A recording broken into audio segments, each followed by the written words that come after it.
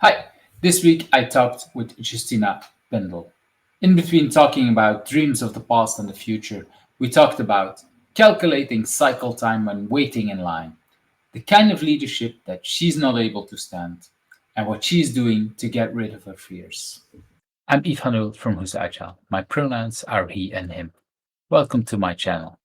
You see a lot of agilists around me on this screen. If you want to hear me interviewing, please click that subscribe button because these are the people that I've invited so far.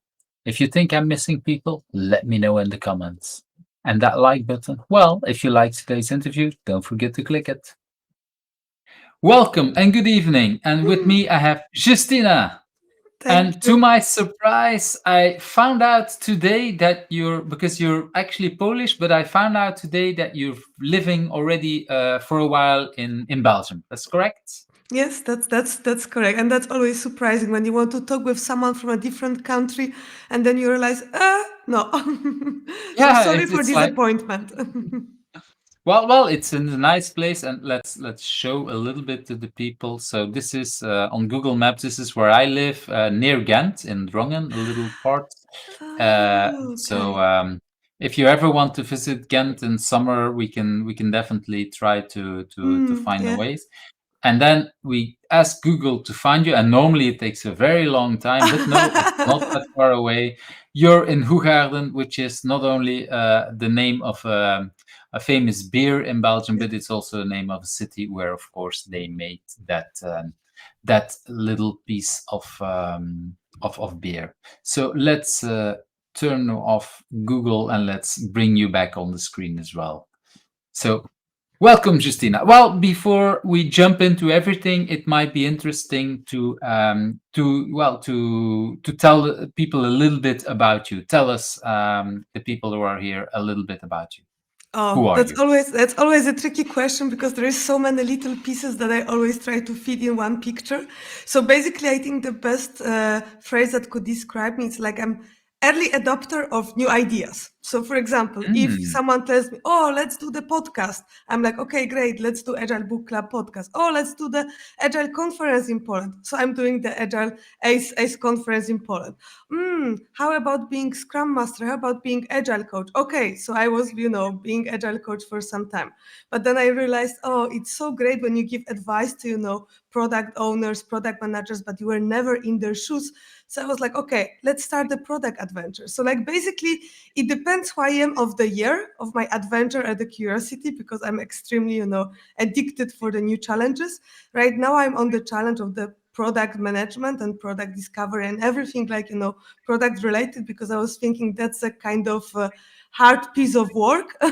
So let's move there for a while. So up to today, 2021, June, product, podcast, and the conference. Those are the three main things that I'm focusing right now. and moving to Belgium at the same time. And So moving to because it Belgium at the same time, yeah. which is also a new adventure, Mm. which is also a new adventure. Okay, well, thank you for sharing this already.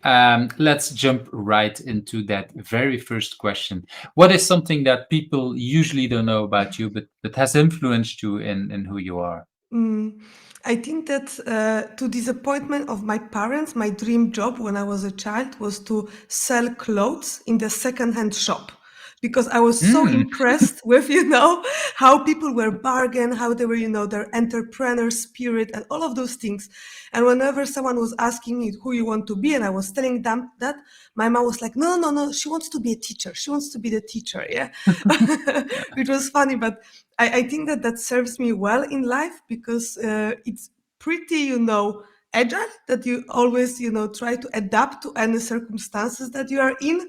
And that Mhm. a very lean approach that you don't buy the new clothes, that you just make the business out of what it's there to eliminate the waste. So I just, over the years, I just created like a beautiful, lean, agile story to my, dream job to show like, that was actually a great way of thinking.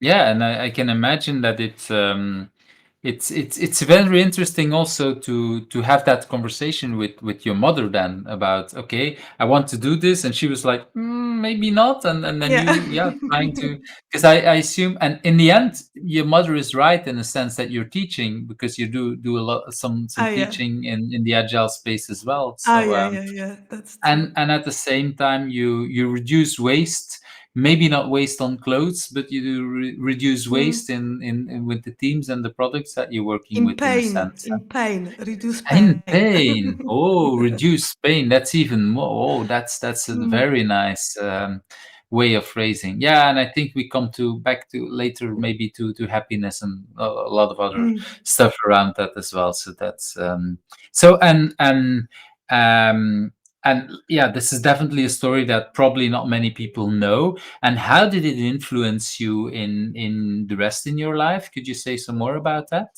Mhm. Because I knew that whatever business, whatever industry I'm in, I can always make something out of it. It's all about your approach. It's all about your mindset. You can have used clothes and you can make a living out of it. So Mm, like because I work a lot of in different startups in the past 8 years, and there will be like different industries, different ideas, and I always had to like connect all of the skills, like like the lady in the second-hand shop. It doesn't matter what you sell, mm. but it's all about the mindset and your approach. So it influenced me, I think, in that way. And when you say you wanted to do that, did you also actually did it as a, I don't know, holiday job or a first job or something like that? It was just a dream. Yeah, it was just a dream, but I think if I would pursue it earlier, I would create it vinted. If I would be Ah, already like, in the technology in the age of, 5, 6 years old. So that was actually a very, very good idea, because I was also thinking like, how to make it more successful, how to optimize it, how to don't make the line to wait to, get those clothes. So I was, whenever I was there, was annoyed that there was like, a little line, to wait because it was taking so long and things like that. I didn't calculate cycle time at that point yet mhm. to know Because you how didn't fast. know it, yes? I don't know it yet, but if I knew, I would. Like, actually, one thing that also people don't know about me, I get very stressed when there are lines, and one of the way of deal with that stress is like I calculate cycle time in my head to know how long it will take for me to be in front of the line. So actually, the Mm, Kanban way of thinking can also reduce the stress and anxiety. If I go for the festival, like in Belgium, there's a lot of amazing festival, like Dur, mhm. Rock Verichter, Pukkelpop, a lot of. If I'm stressed in the line, I see the line, I'm like, let's calculate the cycle time. And then I'm chill and I wait. So, hmm. Okay, so that's interesting. Yes, and while we're recording, actually tomorrow is the very first day of Rockwerchter. So today on the news I saw lots of things Yeah. about well, I would say people the age of my children going and around remember. I had a conversation with someone else about one of my first encounters at Rockwerchter when actually when someone posted a picture on how you can find friends back at it, but today we have phones and whatever. Ah, But yeah. I have an experience in 1991 where I just arrived at just crossed the line, Hmm. like you say. I just entered it, and then, or just even before we entered it, in that line waiting, it was very chaotic, and I lost my girlfriend at the time at that moment. And Yeah. so it took me a half a day to find her back, Mm. basically in the crowd, because there were 60,000 people, and then finding someone. And we didn't say up front, oh, we're going to stay there or Ah, stay yeah. there, because we only knew each other a few months, and Mm. we both went to that festival the year before, the 2 years before, and we both went at different places. I liked to stay somewhere, and she liked to stay somewhere else, Mm. and we have never discussed that. And so we're arriving there, and we both go to our typical location that we like, and then we looked for each other for half Yeah. a day. So so different Mm. times, because without a phone it was really hard Oh, to yeah, match. yeah, yeah, yeah, and definitely. Mm. and I do recognize that the cycle time you're talking about, the waiting in line, and then there is like, I don't know, 10 queues or 20 queues all moving in different Yeah, the directions, queuing all moving. theory in practice. Yeah, that's Yes, amazing. it's It's there is indeed a lot to learn there, and I like that you make the link between your secondhand clothes and then vintage, because today I assume that if people had such a little store like you talk about and vintage, it's a completely different industry. I mean, Yeah. it's something completely different. Where before it might be maybe a little bit like your mother, a lot of people might be thinking about secondhand clothes. Okay, it doesn't feel like a serious job or whatever, and Mm. now vintage is a $1 million industry because Yeah, it's indeed. and they don't even have clothes themselves, they just help people selling their clothes, which is much Mm. more, again, less waste, and there is basically it's helping people finding ways, finding it much quicker to find a person that wants your clothes, but at the same time everybody wins in a sense. Vinted wins Mm. a lot of money, and people may be able to sell it much more, because selling at a second-hand store, you probably couldn't sell all of your Yeah. clothes, and now it's and you get feedback, because you get feedback. Oh, nobody likes this, Oh, it's very whatever. addictive, the feedback that you get on Vinted. I was selling some things and I was putting like a sticky notes, and the piece of chocolates to the boxes. And I was like, oh yeah, yeah, I have a great rating. I don't want to destroy. I don't know. I didn't need like, money or anything, but just the feeling, the user experience of Vinted and everything was like so cool for me that I had a lot of fun with it as well. Yeah. So yeah, Mm. that's so in the end you did sell second-hand Yeah, clothes. I did. I did. Thank you for making me realize I made my dream come true. Yes, so you can tell Oh, your mother I did it, but at the same time I make money with teaching and with everything. So it's a little yeah. bit a mix of both. Okay, well, that kind of brings us already a little bit to that second question, that if you had not been to IT, and I see IT rather general as everybody, and so basically the question is more, if you had not been doing the work that you've been doing now, what could have become of you? And you already told a little bit about that secondhand Mm. store. Is there something else that you were Oh destined yeah. to be? Oh yeah. Oh yeah. Yeah. I was actually studying finance and accounting. And as you could imagine, I Wow. would be a horrible accountant, but I was like, yes, I want to be like those, badass tax advisors who like optimize international taxes, all of those things. Ooh. And I was working actually in the investment bank. Hmm. And I was there for like 8 months, and I left when my team leader, when I wanted to optimize one of the process, she told me, you are here from typing, not from thinking. And that was the moment when I Hmm. moved into IT. So if I wouldn't be in the IT, I would be probably pretty miserable because I'm just not good at those things. I cannot sit still. As I told you, every year I have like a different adventure, and luckily technology and agile and everything gives you so many opportunities to do that I'm super happy. But the other thing that I would be doing probably, it's something that I want to also do. It's uh, it's like chill hotel, chill Airbnb with horses, with nature, with everything, Oh. like with alpacas, with Highland cows, Scottish cows that can stand the whole year outside, just to bring the nature, relax, and just happiness to people who are just sometimes overwhelmed with their life or with everything that happens. I already bought the lot, and now I'm just slowly saving money to have beautiful Scottish cows and alpacas and Wow. horses. So it's not Yeah. just a dream. You're actually already working through that dream, that in a Yeah, sense. like Wow. slowly, but I think if I wouldn't have like a full-time job, I would be probably like already doing it in more advanced Hmm. level. But yeah, nature. So yeah, and I can imagine that. Well, you basically a lot of the work that you're doing you can do from anywhere. So Yeah, if you could move there somewhere, there might be a way to combine it exactly. and to gradually grow into that. But it's Mm, wonderful. I want to go back a little bit to that financial part that you said, because you said a few very interesting things. Well, first of all, you mm. said I might not have been very good at it. So but I also liked well, I know I disliked what your boss was telling you at the time. So you were just here to typing and not to thinking, and this is like 10, 20 years ago, not even, probably. It's like it's Oh yeah, yeah. insane It's that like yeah, yeah, like 10 years ago. Yeah, yeah, yeah. It's like yeah. For Mm. me, it's insane that in a Well, yeah. finance industry that you're working. I mean, if I would invest my money, or if I had, well, I don't have money to give it to investment banking, but if I would have money to give to investment banking, I definitely want these people to think for me, and because that's yeah, Mm. that's why I would give them money so that they could think for me and become better at with my money. um, because if I would be good thinker myself, I would just do it myself. Yeah. I would know that I need such.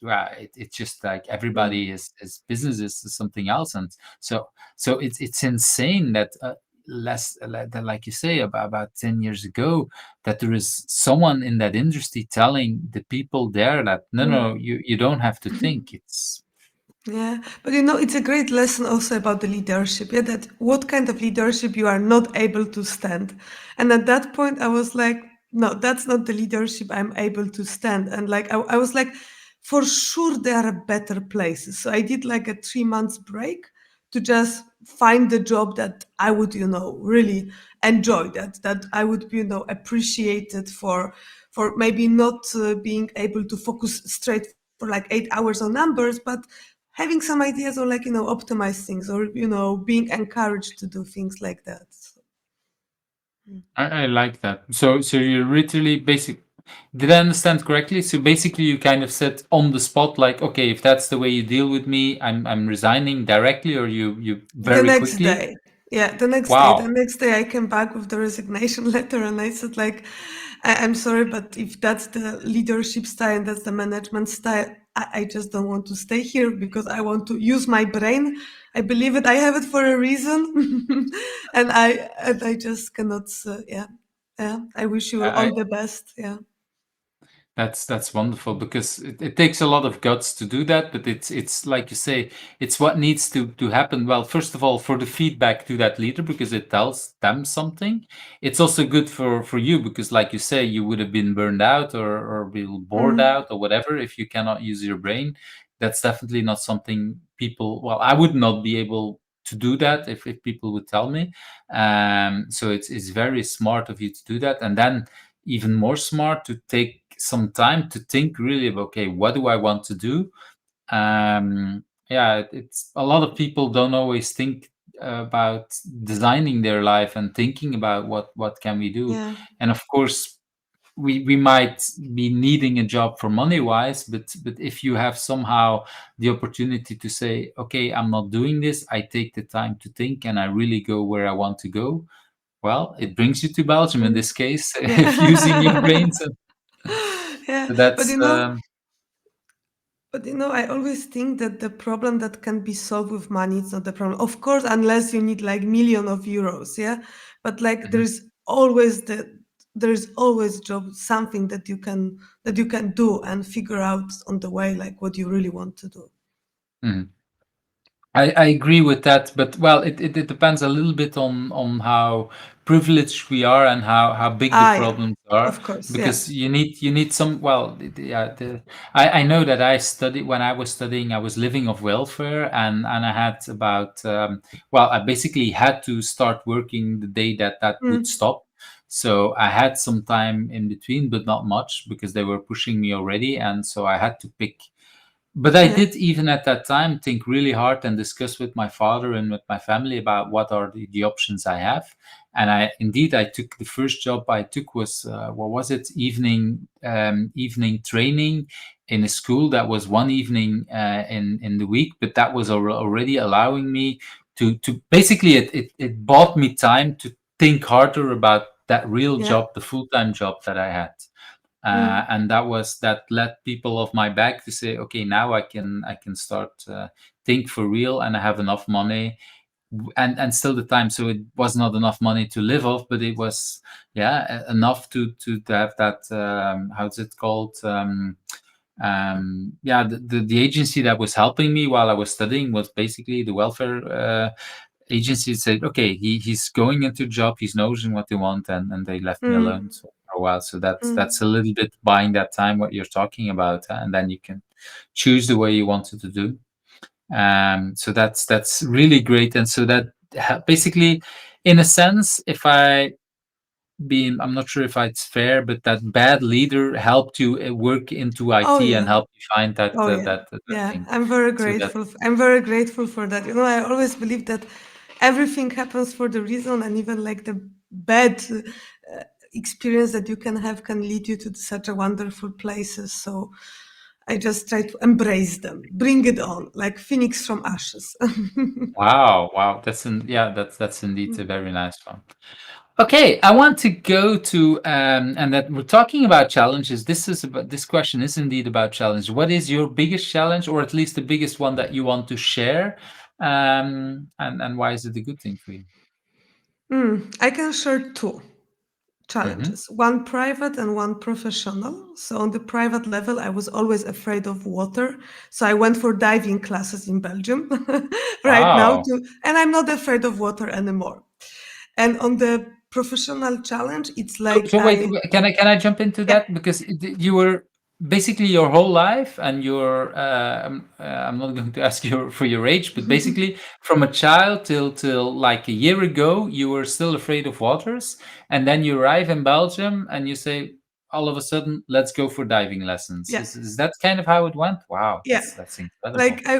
Like I could swim, but not deeper than like 1 meter 30 because I'm like 170. So like that for sure that I can have my head yeah, above. Okay. And if I was swimming, I was never putting my head under. So I was like this like a duck, like a fancy duck swimming, whatever. And if I would get the water in my eyes, I would just stop and like clean my face. I just couldn't, mostly Wow. because I never took like swimming lessons, so I learned swim by myself, so I didn't felt like comfortable in water. And then I was like, yeah, I don't want to feel that. And this might be a little bit on how would I say, different cultures. Is there a lot of people swimming in Poland? Is there a Mm, lot of swimming pools? How is that? Is it just yeah, yeah, coincidence? yeah. Yeah, actually there is, but I was raised in village. My Mhm. family home was in village, so like the swimming lessons were like in the city. They were more expensive. You had to get there, so I didn't have like anyone to get get there. So like yeah, it was just not one of the things that like at my family home was done. I know that in school in Belgium that it's a part of the physical education. Like at least that's what I hear from everyone Yes, who was yes. shocked about my swimming achievements because they were telling me that in Belgium you just have classes. They even push you to water in the clothes, and you have to take those clothes off underwater, and like you have to. Depending on what school and depending on indeed how their management or leadership Mm, style is, they might indeed have some of that. But officially, it's part of the schooling. yeah. But I also noticed that there is a lot there is less and less time for it. So and well, especially in Corona, I know a lot of children that should have had swimming lessons that didn't have it because it was illegal. Basically, they well, a lot of swimming pools were closed during Corona, and if that Mm, was during the year that you had that officially in school, you might have been dropped out or whatever. ah, Um, so there were some problems the last years, but yes, indeed, officially you learn it in school. But I know, well, if I look around, the most, well, just look at my children, they learned it before they went to school, and if I look around with the friends of mine, I would think that most of the children of my friends learned it also outside mm, of school. So inside school it's more like, okay, for the well, few, I don't know, maybe it's one third, maybe it's a little less children that still didn't know how to swim. They still pay attention to it. So yeah, normally if you go out of elementary school, you should yeah. know how to swim in Belgium, and so that's not the case in Poland that I'm getting. Yeah. Now, now, yes. Now, I now, Okay. but when I look at my godchildren, and I know that they have classes, but like longer time ago, when I was at school, nope. I didn't have English even until I was like 14 at Yeah, school. that's about the same age in Belgium, I think. In Belgium, Mm, they have depending again on what class and what direction that you're following. You have French when you're in what is it, 10, 11, and then mm, it's 13, 14, and I think that the English lesson starts. mm. So that's a Okay. little bit similar. So that's but yeah, swimming is a lot before. So let's I jumped into it. So you came to Belgium and you said, well, I want to learn. And so I've never took any diving classes, so I have totally no idea how that goes.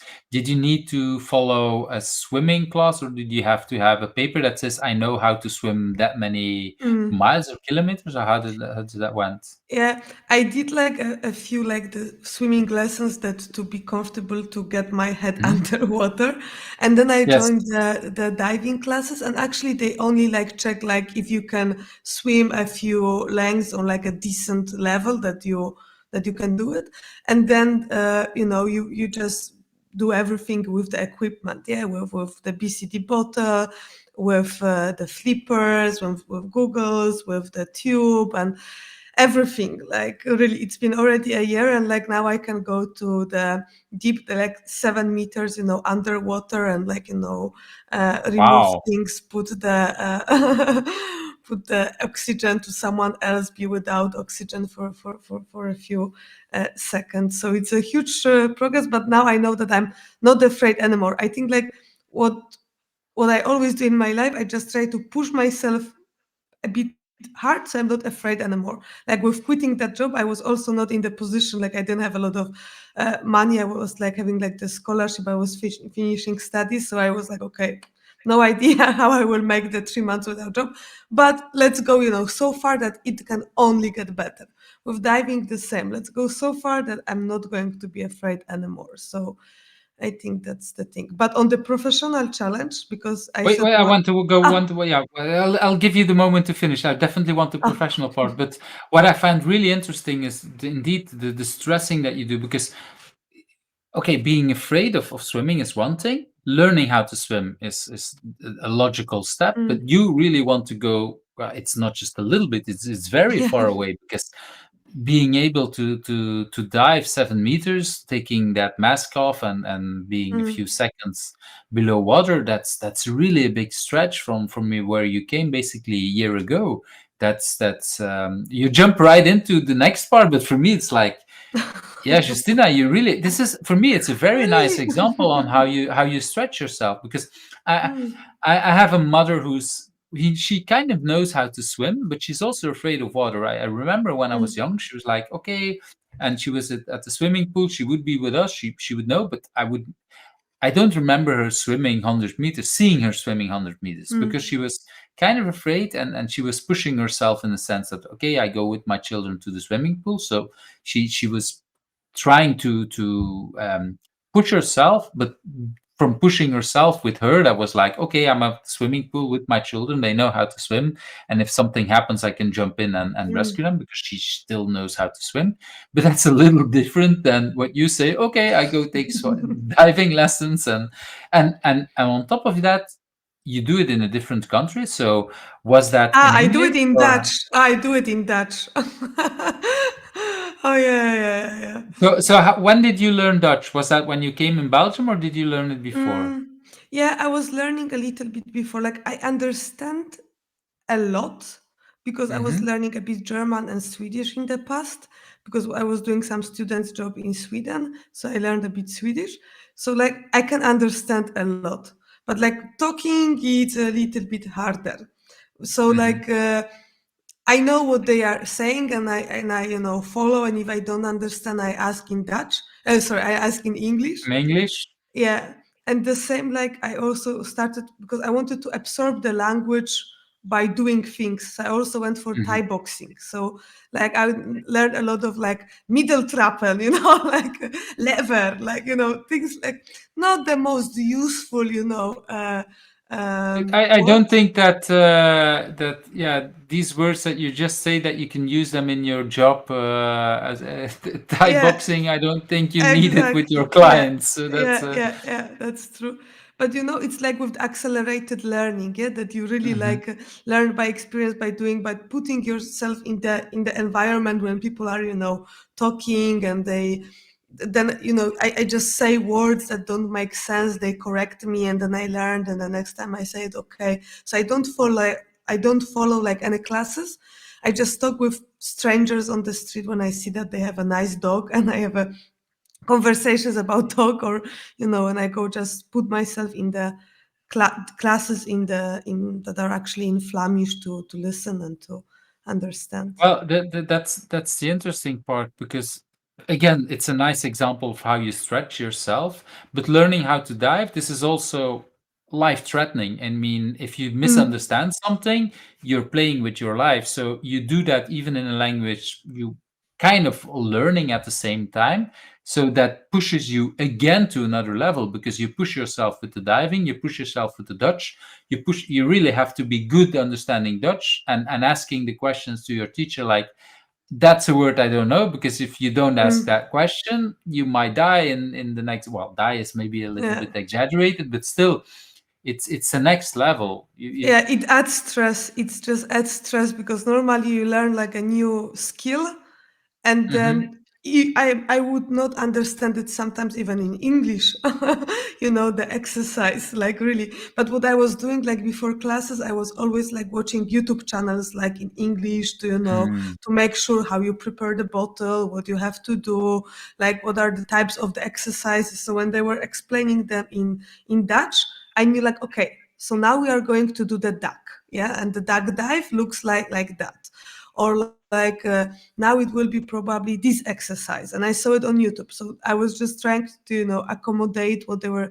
saying, and I almost in most of the cases there was someone in the group that would speak English that I could ask, and they were like small groups, and they were like really always like rustic, like chill chill Okay. chill. Yeah. I really like, yeah, so yeah, we're taking a lot of time talking about this because I'm keep getting more impressed with how you stress yourself and you challenge yourself to these things. So okay, let's now jump to that professional part that you really wanted to share Oh because yeah, so on the that's important. professional part, yeah, it's pretty challenging because when I moved to Belgium, I moved also to the product roles. I was working as a product manager in a startup, and I quit it like 27 days ago. And I was not Mm. sharing it like publicly because I was thinking like, okay, it's the first time that I don't want to tell to the world that I'm without the job. So I can just do cool things that I always wanted to do without jumping very fast into the new Mm. job, So I wanted like to embrace uncertainty and just see what happens. And that's very uncomfortable because I'm like a bit like a fixer. I want to have a plan, I want to, fire, like I want to have a financial freedom and retire early and things like that.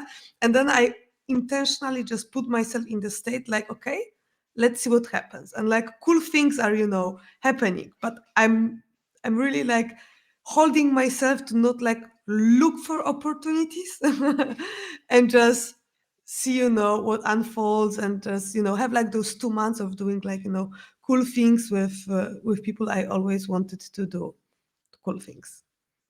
Wow, it's And that's yeah. challenge.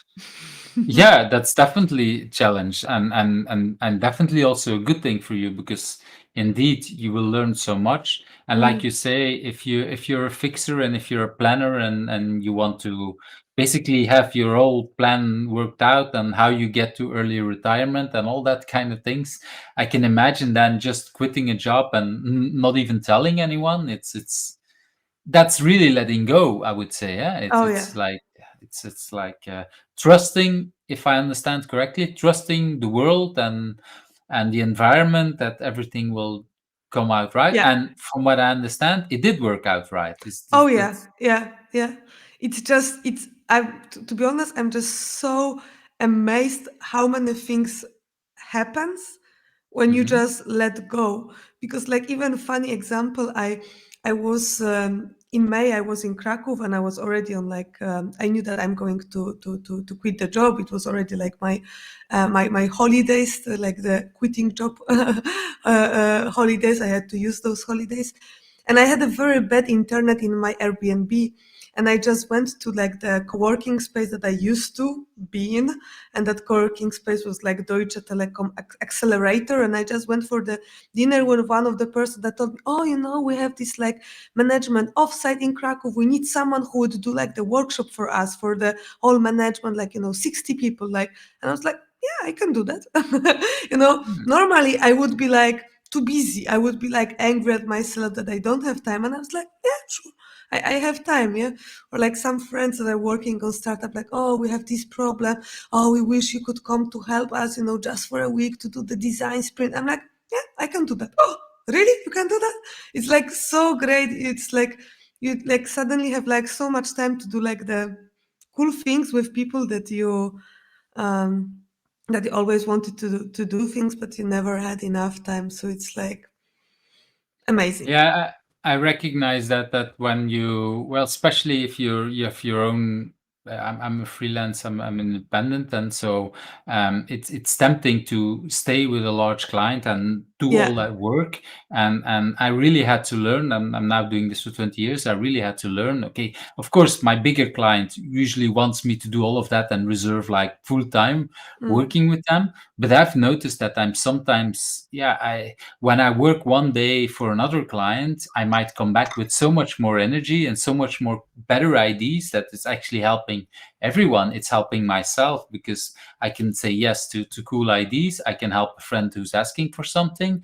And my other clients, well, I come back with more Mm. ideas. I come back with energy. And I really had to learn also to, how would I say it, to give myself the freedom to do these kind of things. And of course, depending on how many yeah, commitments I made at the larger client, and I try to avoid to with even with the larger client to say, okay, I commit already 3 months ahead about such a large thing. Mm-hmm. Yes, I commit to helping you as much as possible, but some of these things, like you say, you need to have a balance to find time to work out. I Mm. cannot do just like you to say, okay, tomorrow I can just go visit somewhere else. For that, I have a too large commitment to a larger client, and that you Mm. have if you have that freedom. But it's wonderful if you can go there. So that's really really nice if you can do all of that. I want to go to that next question, and Mm-hmm. because I've we've known each other for a while over the internet, and I followed your podcast Yeah. and a lot of other things. I'm really a big fan of you, and what I've noticed here, just like the other things, is that for me Mm. you're a very passionate, driven person. But the question here is, do you know what drives you? Where is that energy coming Mm-hmm. from? What is driving you? Yeah. Wow. People. Like really, like even in the product role, like for me product starts with people, like that was like my main focus, and I believe that if I take care of people and the product will follow, and then I can focus on the product. And like in everything that I'm doing, every single project, from podcast, conference, and a professional, big client, small client, whatever, like people behind it are the most important for me, and they give me energy. It takes energy, of course, as well, but it's just yeah, it's just amazing, like how much you can learn from others, how much you can learn about yourself from other people when they ask you, a question, like how much I already learned about myself during our 37-minute conversation. Like it's like knowing that I would be able like to have interaction with you was something that was like putting the smile on my face the whole day. It was something that made me like even iron my shirt. I don't iron. I iron only for weddings and funerals. And I was like, no, Oh, I'm going to see him. I want to look great. I will iron. That gave me the energy. So yeah, like people drive me. it's yeah, and it's interesting because when you say your smile, that was actually the first thing you said to me this evening. Oh, I don't see your smile yet because so I was kind of a little bit stressed when we were connecting first, Mm. and that's indeed you. I noticed that the things when you say people for the product, for example, you mean the end users, you mean the people who are creating the product, or Mhm. all of them, or how does that work for you? Yeah, generally like everyone, but I would say like in Hmm. the first, I focus on the team that builds the product, because if they don't know for whom they are building, if they are unhappy, if they don't have the psychological safety, all of those things, they won't be able to be creative and to build the product. Yeah. And then if we don't know for whom we are building the product, or the people who are going to, actually use this app, or, use the hardware or whatever you are building, or eat the cookies that you are baking, and if you don't know if they eat strawberries, or they, eat only nuts, or they are like cookie haters, then nothing will work. So like I was very focused always on like customer interviews, and even for the conference that I'm doing, I'm always like in the field, like always talking with all of the attendees, with all of the vendors, with everyone, who is like at anyhow engaged in the conference, to understand them, to get energy from them, to do things. And in the product also, the stakeholders, because it's very easy to be, the product manager that only takes the requirements, or says no, or, just have the power to say no. Yeah. But if you see that those stakeholders are people, people who have problems, who have commitments, who have deadlines, who are stressed, who are this and that, who have their personal dreams as well, and want to have, like, this little feature for that very important thing. And if you see people behind the feature, you can facilitate the need better. And if you take care of your stakeholders as really people that cry, that smile, that you have just a better interaction, connection, and the product at the end of the day, in my opinion, benefits itself, because we build it It together. I really well tomorrow. We're recording this on a Thursday evening, and tomorrow morning on. So always the next video is going live tomorrow, the Friday morning at 8 o'clock. And tomorrow there's a video going live with GB Rainsberger, which sets a lot of similar things. He talked Mm. about empathy for managers, for example, and he said, Oh like, yeah. if I have empathy for these managers, all of a sudden they have much more empathy for the team members. And so I hear a lot of the things that's similar when you say, okay, I care about these stakeholders, I care about them. I don't see them just as either giving requirements or giving money or whatever. No, I care about the people who are behind it, if they like the Raspberry cookies Mm. or other kind of things. And all of a sudden, a lot more people, we like the things that happen there. So Yeah. that's it's and yeah, I recognize that in a lot of what you're talking about. Also, the podcast that you're doing, the book club. When from so For the people who don't know, we'll give the link later on. I'll share Yeah. it as well. But one of the things that you do is you also interview the how would I call it, the authors of the book. Yeah, so Yeah. you and so that I really find that. Both of you, when you're interviewing, you make, how would I say it, you get a lot of attention to trying to understand the author, and to bring his or her point of view into this, and say, okay, we just reviewed the book, this is what we like, this is what we don't like, or we have a few questions, but it's a real conversation Mm. with that person. And that brings me, I listen to a lot of podcasts, and I read a lot of books. But what I so like so much about your podcast that I didn't even think about is that, Oh okay, really? we think about the book, but then we invite the author. And so there's always, well, always, I'm not sure if it's Mm. always, but Yeah, it's there is always. Yeah, we there's the always two have the parts, huh? interview. Mm-hmm. So there is first the discussion with the two of you discussing the Yeah. book, and well, sometimes you both of you didn't read it as much, or one is reading more than the other, depending on how much Mm-hmm. stress and time you have. But then there is a second part where you have that discussion with the author, and that's like, it's and what I've seen is a lot of other things where you basically do either one of it. You either discuss the book or you talk with the author, and you have, in that, the way that the book club, the agile book club, is set up, is both of it. And I really like that, and it's Mm. showing the people part. So Yeah. Yeah. that's a nice thing. And it also gives the space for the authors, like, because if we don't like something about the book, we say that. And like we Yeah, yeah. always, when we send the invitation for the interview, we also say to the author, like, listen to the review, because if there was something that we misunderstood, that you don't agree with our judgment, if we're, because we are judgmental, because that's the review, that's our opinion, like, Yes. bring it on. Like, we are more than open. We are not going to argue with you. We don't have to be worried about it. We are just going to give you the publicity, to explain like why you did it that way. Yeah. Why, for example, you think like this comment was totally, unfair, and that's totally your opinion.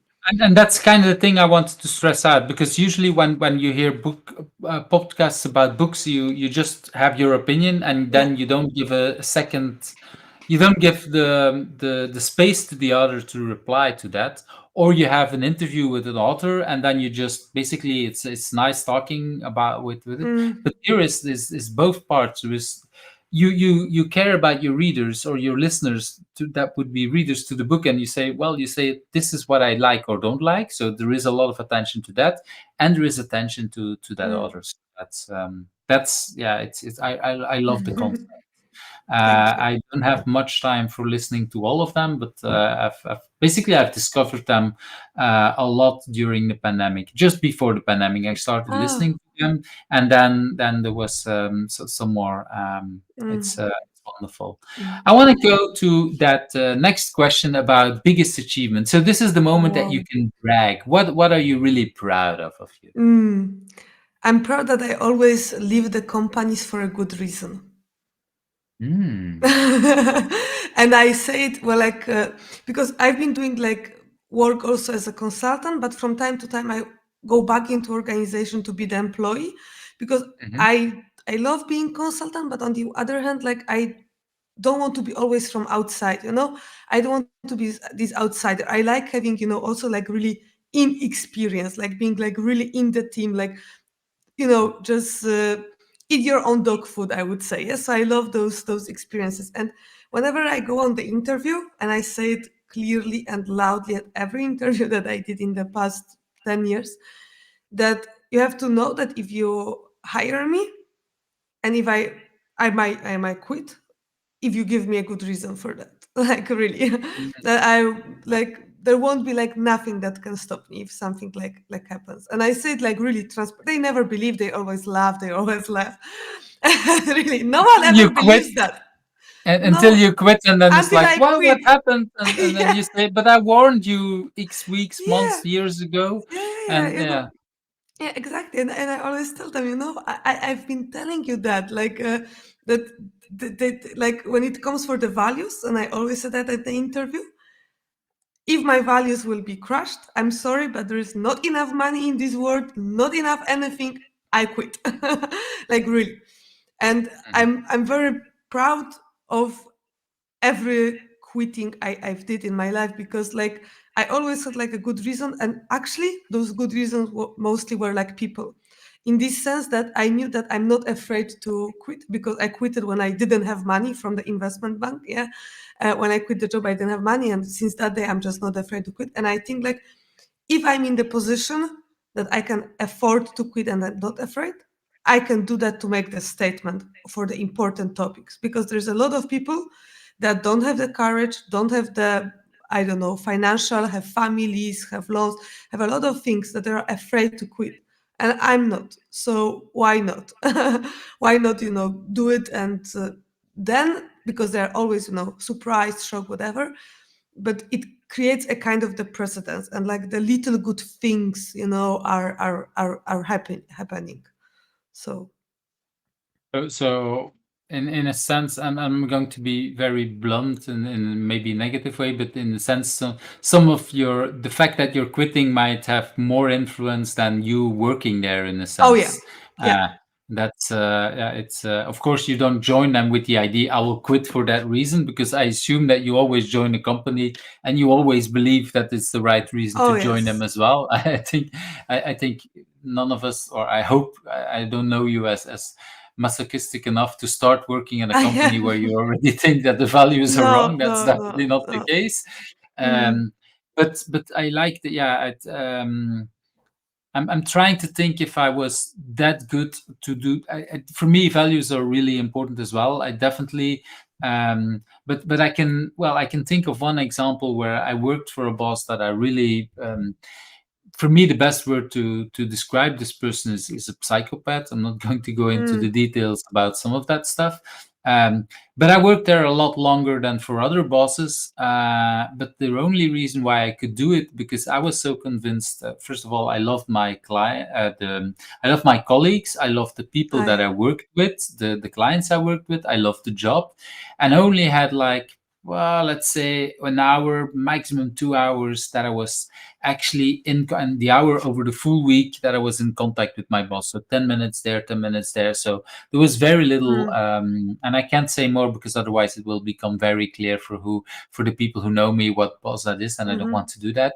Um, but I didn't have much contact with that boss, so that made it possible for me. And every time this person was so behaving negatively to me, I remember it took me about 3 months, and then after that, I realized like I'm not going to take shit with this person. And Mm, internally, when he was shitting to me or asking me things that I didn't want to do because he asked me to lie to his clients, I mm, literally told him like I'm not doing this because this is not. If you force me to do this, I'm quit. Just like what you say. Um, but I'm not going to do that. But every time he asked me or he was behaving badly to me, I said to myself, I'm not working for him. It's my desire to yeah. do this work. I want to do this for my values, and he offers me that possibility. I will work nicely for the clients. I will nicely with the colleagues. But I also stopped. How would I say? I also stopped talking with my colleagues about how bad our boss was and everything that because that didn't feel me. I didn't Yeah. feel like I want to become that nagging person or whatever. And of course, there were still moments that I felt like, like, but we all have that, even with good bosses Yeah. and with good people. But for myself, it was really important that when he started misbehaving towards me in ways that I would not accept, I would say, okay, what is this still a level that I can do the work that I want to do in the work I do? I don't care about that person. I Mm, ignore the way he says it to me. But if there's a message that I can learn, because maybe I was doing a bad job, I would ignore the shouting or whatever. And I would just think about, okay, is there a message that I can learn from it? yeah. Yes. Okay, I'll take the message. Mm, I'll ignore all the other parts. And that helped me to stay sane and to stay mm, in that. But at the same time, after a couple of years, I also said like, okay, uh, I've, I've had enough with that. Even if I don't see that much, I really value to move on to the mm, next part. So I really admire that you can basically do that even quicker at these things. It's because mm, because I also learned that I would never do this anymore for another boss. mm, That's I learned a lot, so that's definitely I did it. I did help a lot of clients. I did work with wonderful, some of the best colleagues I ever worked with, very smart people.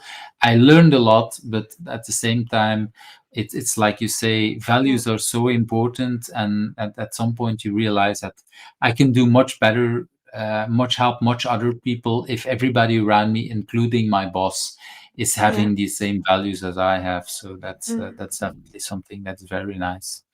And But I love, yeah, go ahead, go ahead. but I think like your post was a great material for like the NVC training, you know, like to like really like embrace like nonviolent communication, like curiosity, observation, take all of the bad words out of it, like great for the clean language exercises. Yeah.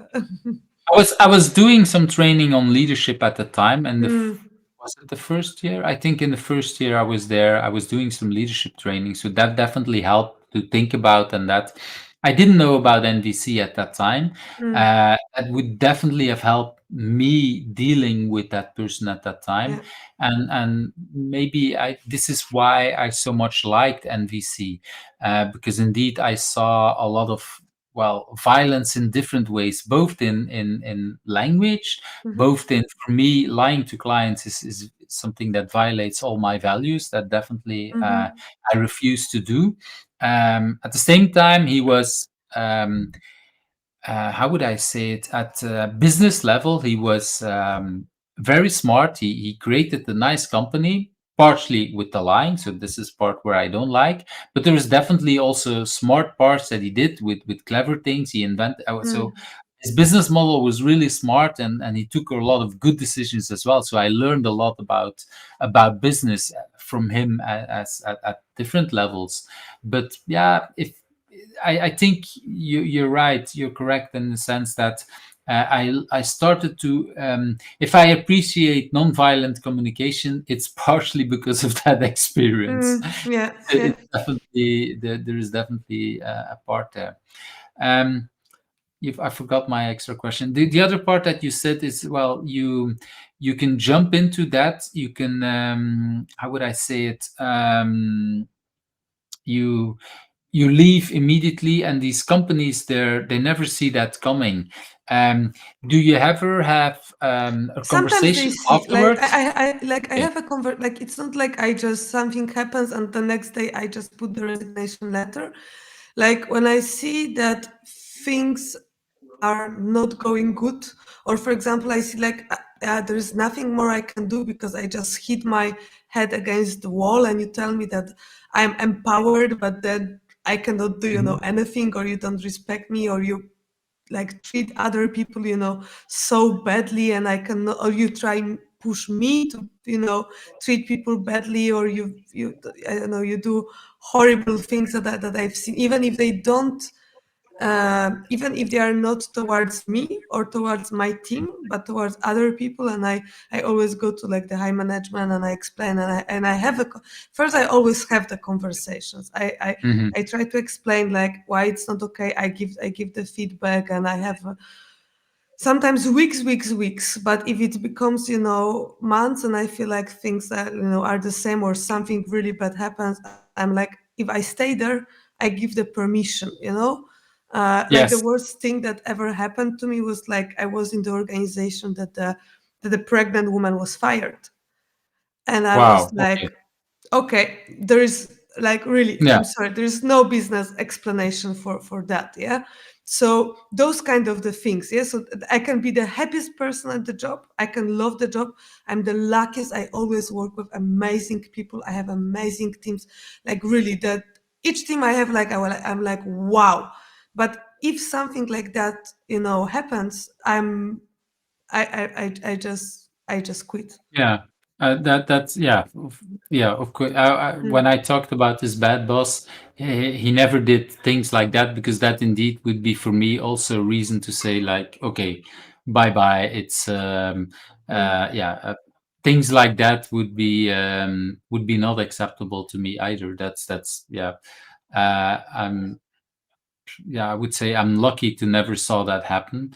mm, Uh, Maybe it did happen that I didn't see it, and then it's bad from my part of view, because if I didn't see it, but yeah, that these are the kind of reasons. But the question I wanted to ask is that if some things like this happen, does it ever happen that later on you keep having conversations with these people, that they mhm. learn from it, and that you, well, maybe not go back working for them, but that you see changes happening?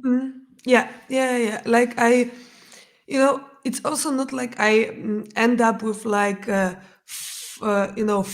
all over the place, mic dropped, and I'm gone. Like I have like always very honest conversations with them, like about the reasons that I'm quitting, and I'm explaining them like why, if they don't change that, like things will go away. And of course then they promise to change and want me to stay, but like sometimes it's like too late. And I say to them that I will be like always available for them if they want. So I have very good relationship with all of my ex companies. I keep working back with my ex bosses, and they tell me what they learned. I remember like one time the wife of one of my ex boss, she called me to say, you know he started saying every day what he's grateful for. He never did that Wow. before.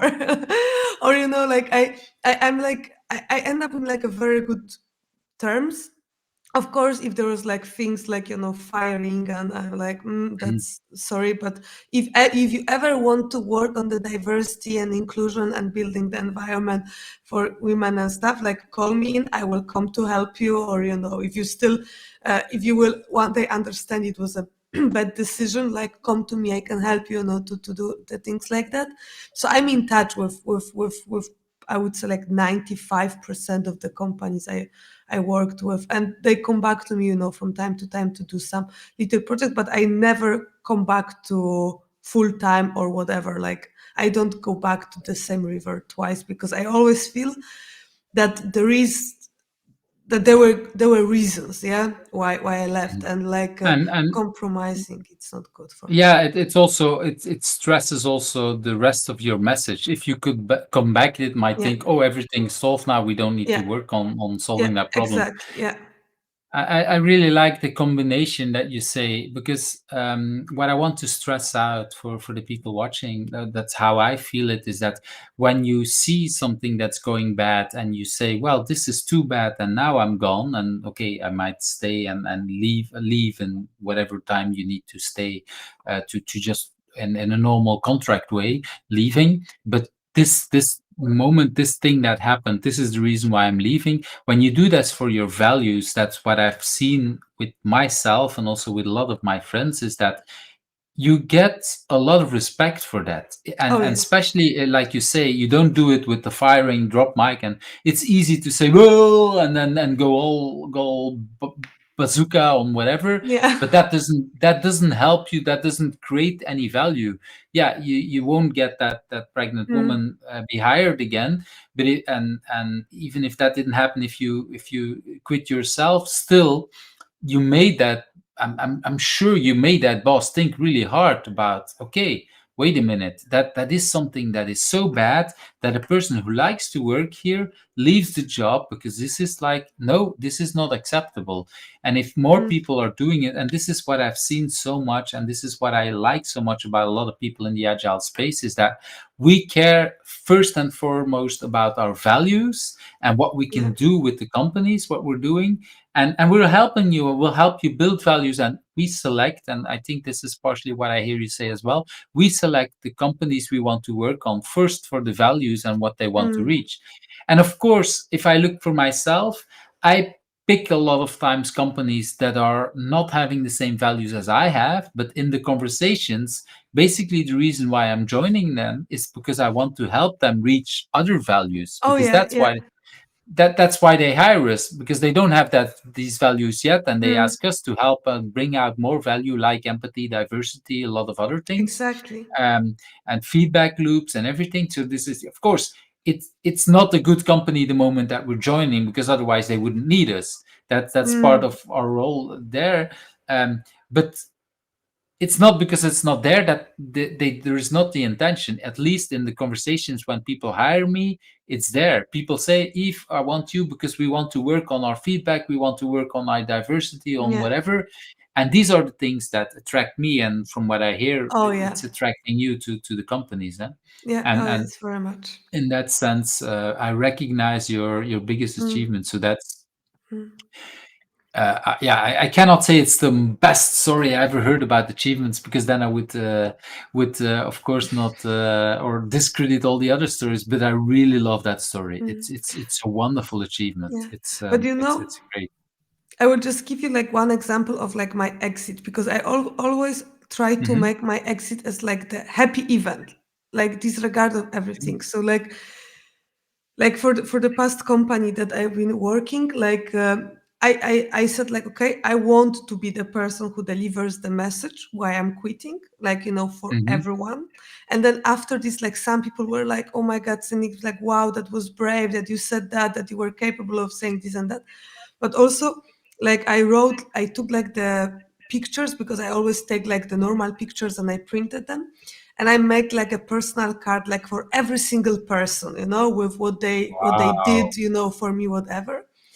And for like the party, I did like like a slideshow presentation, like the time machine and everything, just to celebrate, because it's always the good memories that you have. Yeah, and I believe it's I don't know, it's a little bit on the boundary, but like at least like for me, because I love what I'm doing, I love my work. I always treat it a bit like the relationship, and a relationship ending, it can end for the good reason, but it doesn't mean that you have to hate this person for the rest of your life because you get through so much together. Yeah. Yeah, I like that very much. It's really about, indeed, it's like you say, the relationship when we're doing stuff.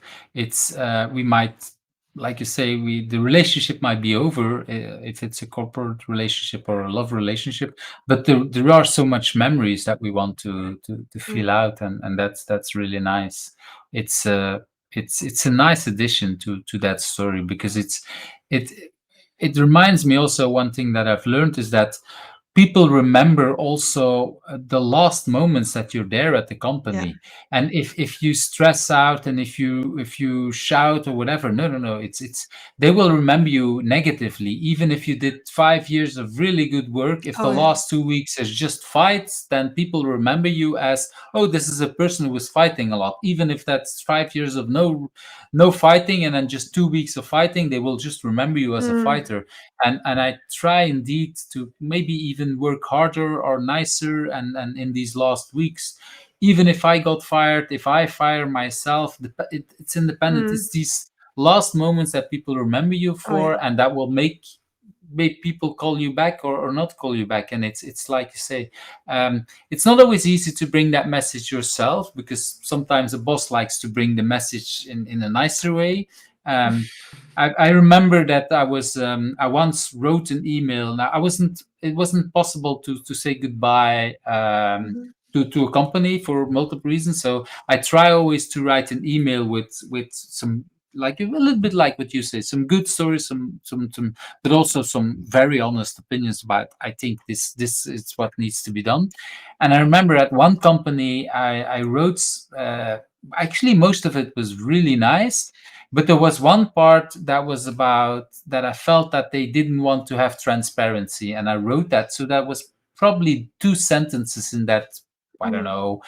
It was 20 lines or something. And so there's two sentences about there is a lack of transparency, or at least we need to work on transparency. Of course, I couldn't prove it, because I didn't want to tell where the yeah. bosses were not showing transparency. So I was just saying that there is some work. I knew a lot more, and it was actually a lot worse than I was describing, but I tried to say it also like this is something to work on. And they asked me to retract the email. So basically, they asked me to not be transparent on not having I. transparency. Which they asked me, and I said, okay, if you want me, but know that this will actually prove that I'm saying the fact, because by the time it's sent out, and then a lot of other people saying, and the way Exchange is working, people can say, okay, I just ignore it, and I still read the email. So it's basically making things a lot worse. And Yeah. it was not a hard message. Well, it's hard that it's not transparent, but it was a very nice way. I think it was very nice way of putting it. And it was just one sentence in the middle of 20 lines of a lot of other things, Mm, both negative, mostly positive. And so yeah, it's important. I want to go to that next question, and I feel mhm, that you already gave us something, because the when you say mm. the pictures and everything, it's a lot about, yeah, it's an interesting tip. So, but do you have another personal agility tip to Oh, share? I And I have. think you have tons of it, but Ah, a retrospective for your relationship. Every month, mm, I go for like my partner. He was thinking that we are just doing like the fun monthly dinner. Every month we are discovering, different restaurant. Oh no. That was a retrospective, monthly retrospective on our relationship. And like 6 months through, he was like, am I crazy or are you asking similar questions? And I said, nah, okay, maybe I was not too transparent, but there is something that it's called like, retrospective, and that's what I do like with the teams. Ah, so you're doing this for me? I said, yeah, but look, great results so far. We always end up with some actionable items. We do them, and so he was laughing, but we do it already for 4 years. four wow, years. Yeah. it's and so monthly retrospective on your relationship. And Yeah. is there no reaction? Because if I think about my partner, she would say like keep your work out of our love life and whatever. So is there no part of that your partner at some point said, well, Mm. this feels too much coaching me, or how Yeah. did you sell it, or how did you Mm. work on doing that? In Poland, we have a saying that you get to your heart through your stomach. So there is like every month there is a different restaurant, and he loves food. So it's like a Okay. good incentive, that we go out. And he's also very introvert person. Like he's not going to come up with 20 topics, to discuss. Like he has like his nothing box, and I'm always like, oh, can you let me to your nothing box? What is in the nothing box? There's nothing. We are just on the complete opposite, but we love each other as crazy. And like for him, it's like, okay, I have some questions, but I don't bring. He said, if you would ever bring those sticky notes, or if you will ever bring That the was my flipchart, next question. I Did leave. you Yeah. did you you don't bring No, post-its to the I restaurant, don't so bring that's the that's post-it notes. No, it's it's like, I would say, like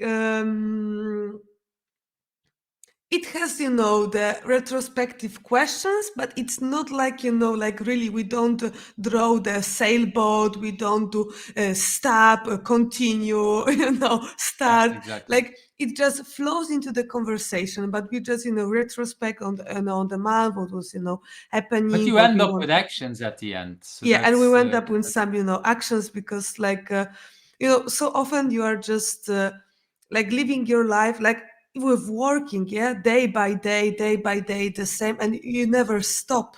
So that's the moment we just literally stop, reflect, and then I always like at the end, like, okay, so what is one thing you need from me right now, yeah, for like the next month, or whatever. And then I make also one my personal, request, or if we know that we want to do something as a couple, we just decide on that. But this is like we time, like like our time to Mhm.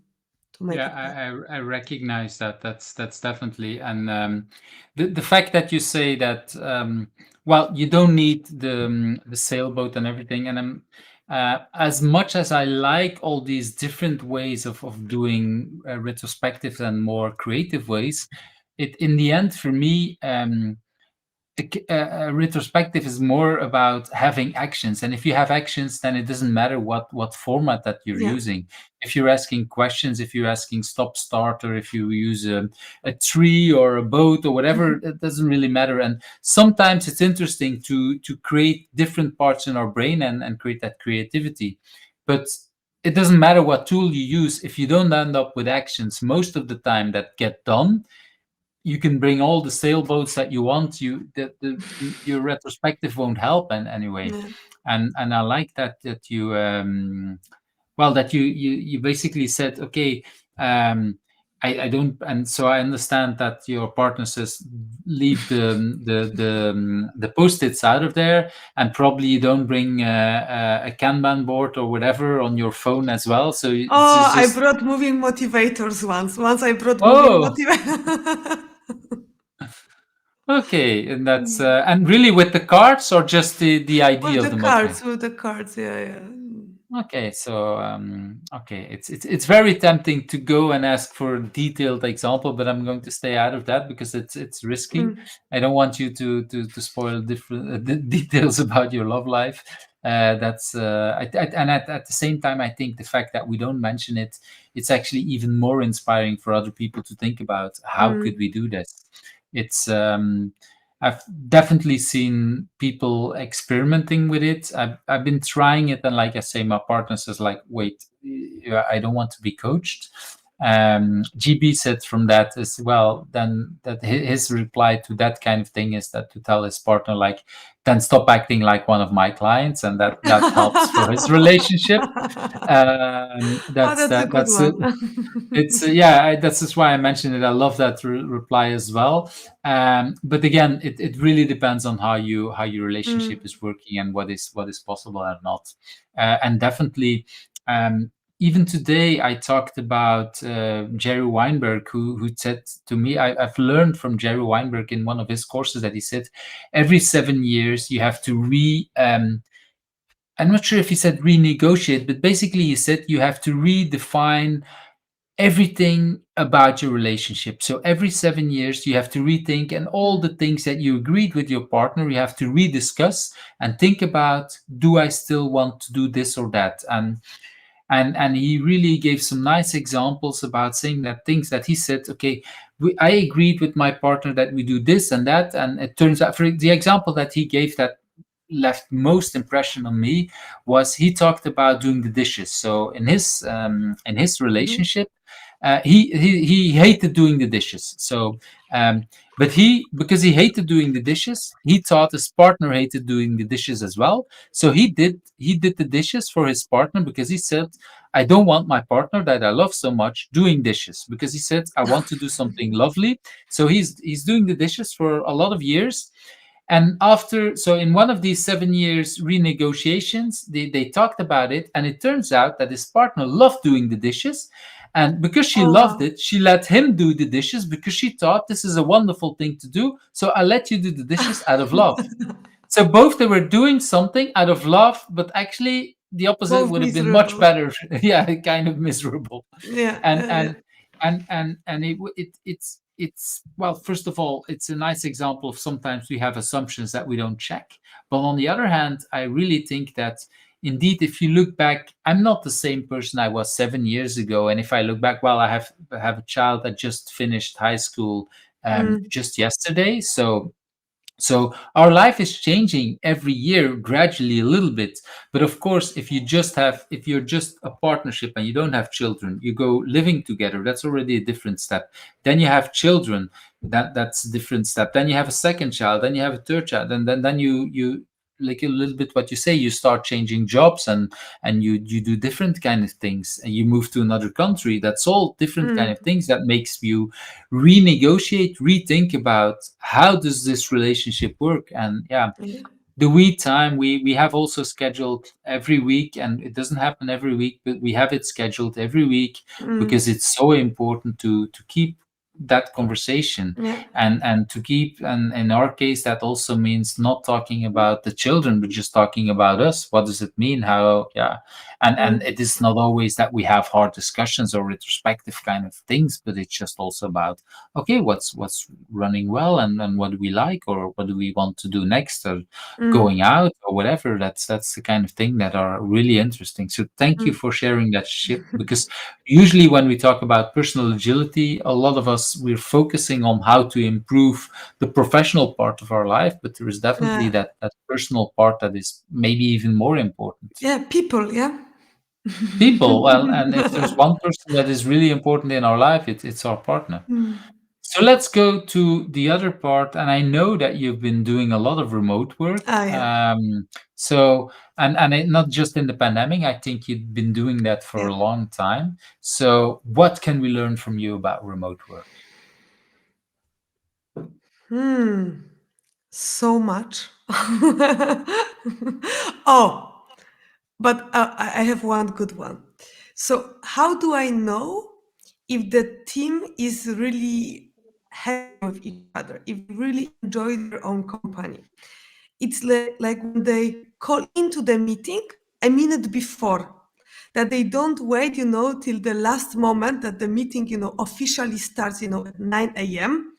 and everyone calls in like, 1 past 9, because then everyone is already there, so we don't have to have small talk. Like when I see that people in my team, they call in like 2, 3 minutes before, just to already talk, have small talk, laugh together, I know everything goes good. And that really like something that I observed over years, and that it really checked the boxes.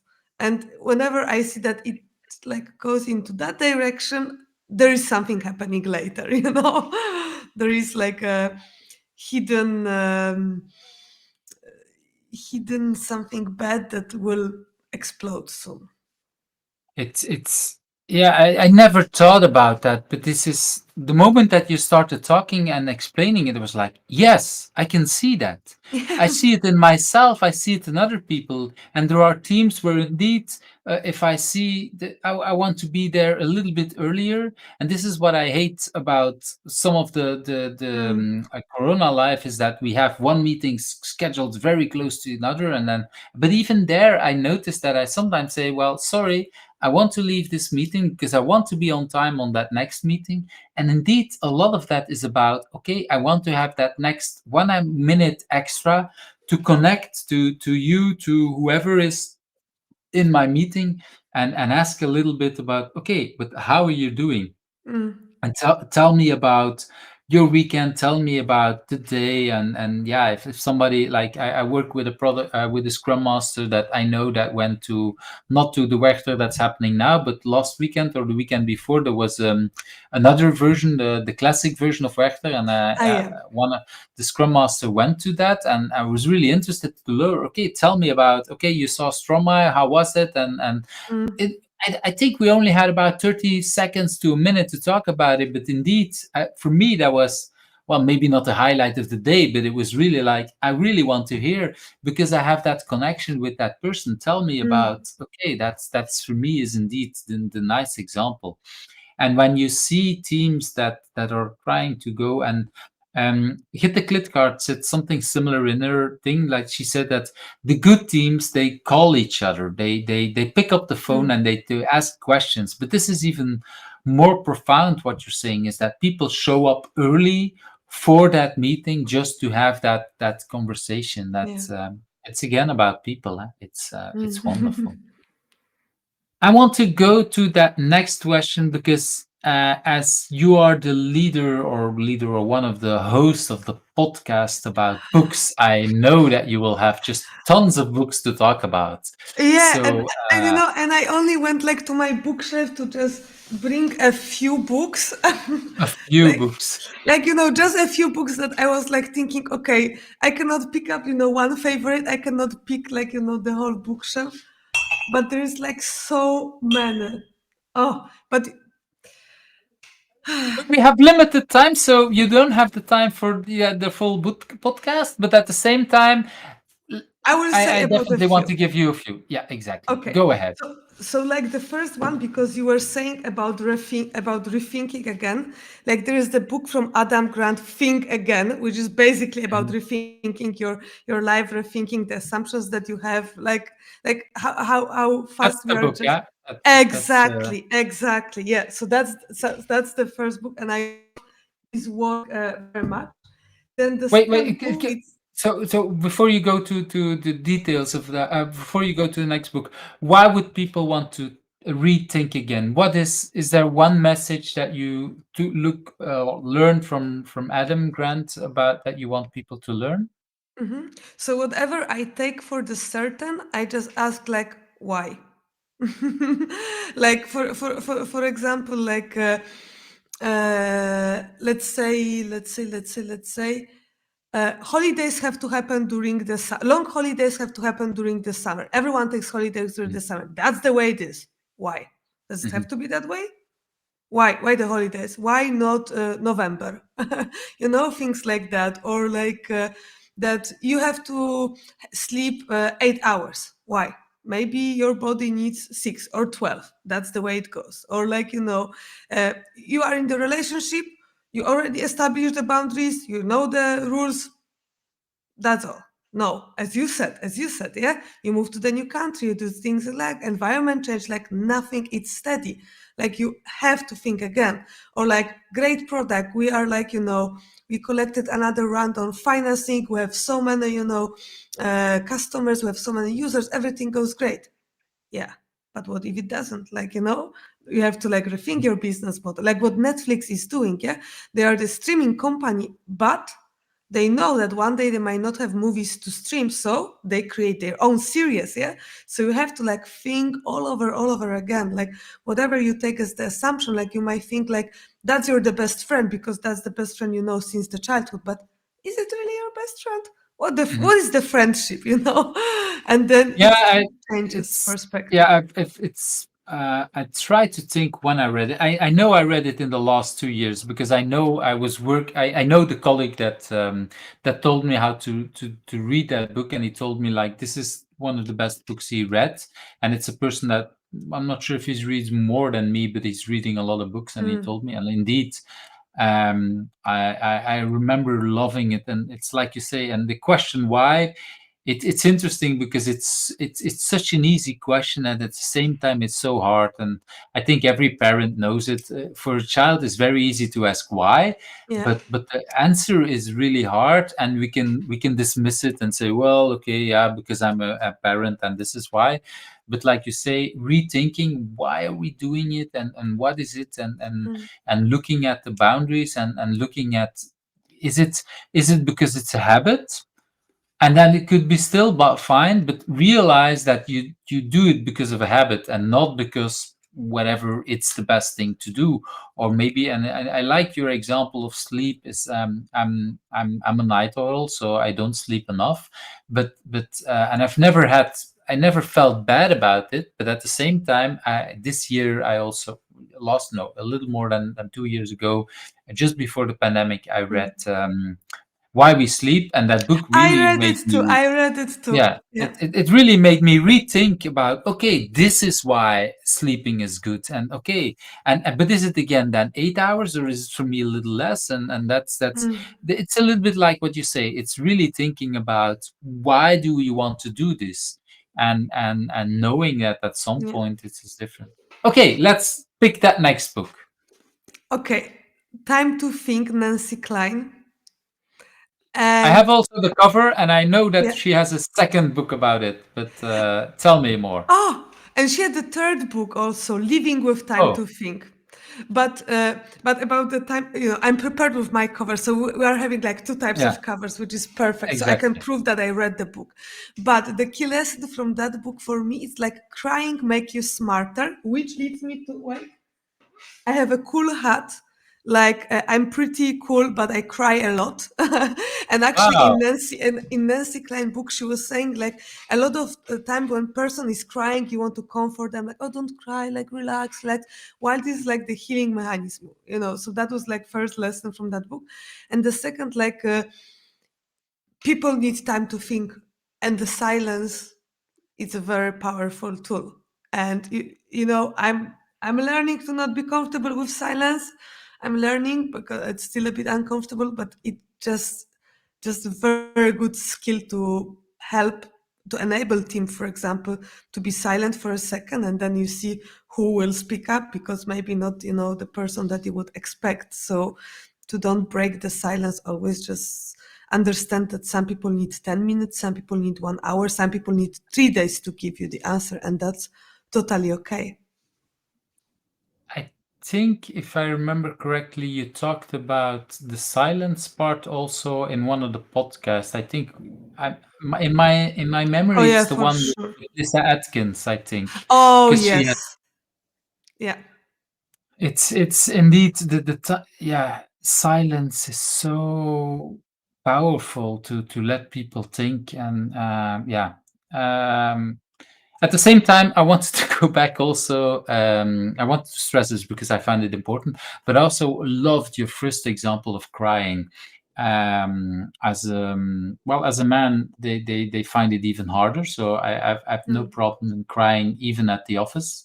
And I remember at one client that I got some feedback, and it actually was rather positive feedback, but it just brought tears from mm, emotion, and both positive and negative. Because one part was, it's very emotional to hear good, really deep feedback about something I was good at. At the same time, I cried because I felt like, yeah, but I wanted to do something else, so you give me good feedback about one part. And so I had both emotions, both positive and negative, and I was crying.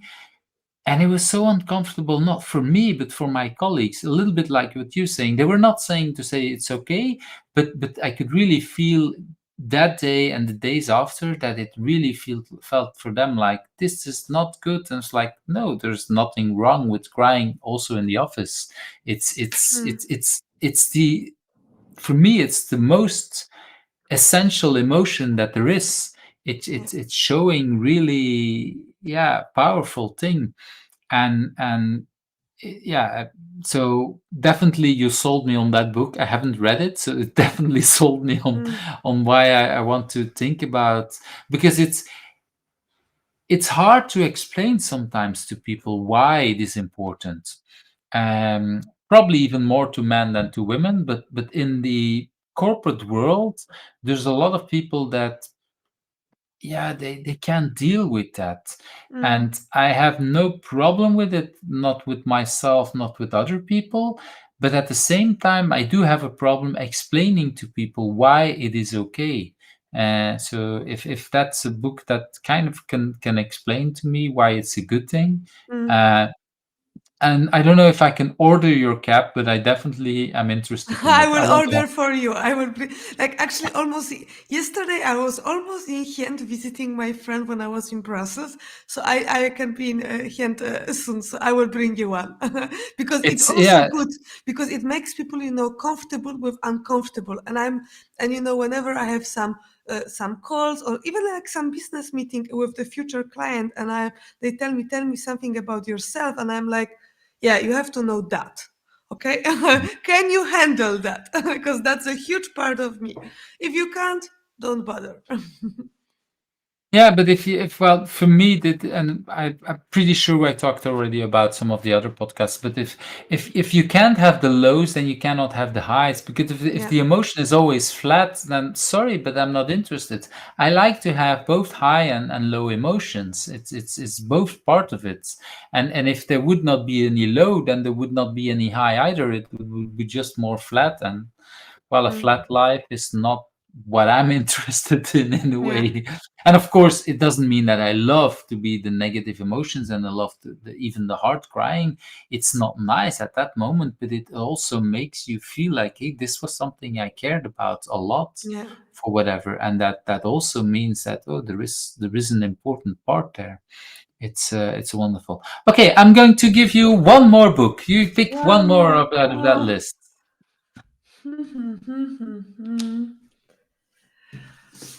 Okay, so I will go for Atomic Habits. Atomic Habits. Let me select. I have it ready as well. Um, that one to Yes. make sure that people can see it. James Clear, who wrote. It's actually we talked about personal agility. There is a lot there with Atomic Habits. Huh? Yeah, and like one of the thing that it made me do, like when I brush my teeth, I do squats because it's like a little habit. So you just attach one of the habit to another habit. I always wanted to, do more sport and stuff, and I do as much as I can. But like on the daily basis, to have something, I can go for the run. Like I can go for the run for 15, but I can also go for like 1 kilometer because I have just, 5 minutes. Yeah. So it's all about, doing little things like 1% that matters. Yeah. That will end up in like a bigger result rather than like your New Year's resolution that you are going to run the marathon and then middle of Nothing January you doing. already forgot about it. And I also use it like at work, yes. So like whenever we have some, even like for the retrospective, even for the product roadmap or whatever, like I ask the team, okay, so what we can already do, like what is the thing, for example, like one habit even as a team that we can have that can make us better, because we might not have a space to do so much, but a little thing that we will like keep doing at the end of the day with little daily effort, it will bring the huge result. Yeah, it also reminds me. I read this book, and I think about a little bit afterwards. I read another book about act like a leader, think like a leader, and that Yeah. made me really think about atomic habits as well. Because a lot of people in the agile world, and I was there like for a long time, we say always like mindset and values is important, and I do believe this is important. But if I look Mm, back at my own life and how I learned and how I rolled into agility, it's with habits. I yeah. learned things, the daily stand-ups, the creating the tests, the retrospectives, all these regular things. If I look back at my life, how I improved my life, it's a lot about the small habits. And it's like you say, you Mm. attach one thing to the other.